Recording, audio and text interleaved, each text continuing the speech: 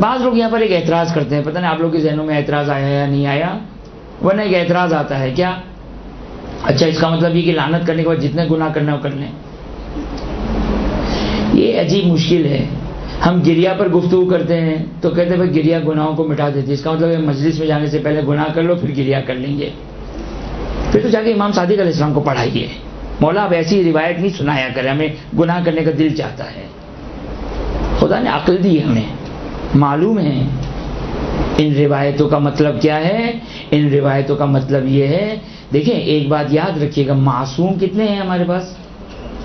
14 ہیں. انسان نفس غالب آ جاتا ہے، کبھی انسان گناہ کر جاتا ہے، انسان گناہ کر جاتا ہے. ان روایتوں کا مطلب کیا ہے؟ ان روایتوں کا مطلب یہ کہ اس حدیث پہ اعتماد کرتے ہوئے گناہ نہ کیا ہو، اس حدیث پر اعتماد کرتے ہوئے گناہ نہ کیا ہو، یہ مراد ہے. چاہے گریے کی حدیث ہو، چاہے حج کی. حج پہ تو کوئی نہیں کہتا ہے، ہم لوگ وہابی لوگ ہیں. ہم لوگ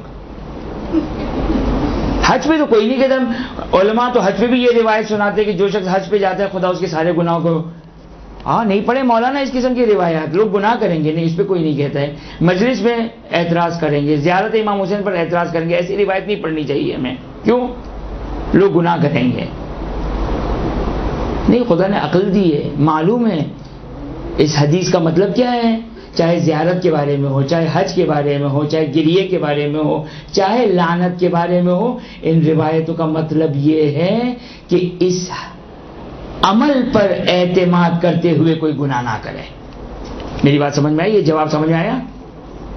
یعنی کوئی شخص یہ کہے کہ میں لعنت کر لوں گا لہذا میں ابھی گناہ کر لیتا ہوں، یا میں نے لعنت کر لی اب گناہ کروں گا تو گناہ کا کوئی اثر نہیں ہوگا. نہیں.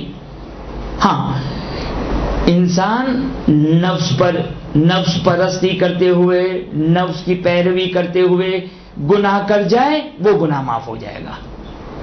یہ مطلب ہے ان حدیث کا. خوب توجہ کیا آپ نے؟ میری بات واضح ہوئی؟ یعنی یہ اعتراض کا جواب کیا ہے؟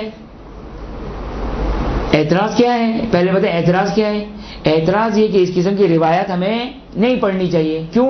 ان روایتوں پڑھنے سے کیا ہوتا ہے؟ انسان کو گناہوں کا شوق، گناہوں میں آزاد ہوتا ہے. جواب کیا ہے اس کا؟